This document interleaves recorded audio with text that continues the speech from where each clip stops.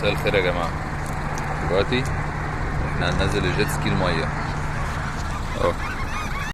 نزلت اهو في المية يا جماعة، وانا كمان نزلت في المية. الجو مسقع شوية. دلوقتي يا جماعة انا اهو هركبه عمر اهو. يلا بينا يا جماعة. دلوقتي هركبه وادوره ونروح نلف بيه شوية في المية. يلا بينا يا جماعة. حرفيا مفيش اي حد في المية، وكده احسن بكتير. بصوا مفيش اي حد في المية خالص، الدنيا تبقى فاضية ولذيذة. يلا نطلع كده ايه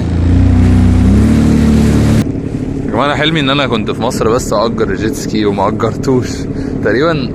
في وقت كده جم منعوه فيه، يعني في وقت قالوا ايه احنا هنمنع الجيت سكي. ليه بقى؟ عشان انا كنت نفسي اجرها والعب بيه يعني، فقالوا ان احنا هنمنع الجيت سكي بس. فقالوا نمنع الجيت سكي عشان ابو ربع عايز يلعب بالجيت سكي وعايز يأجره، نمنعه خالص.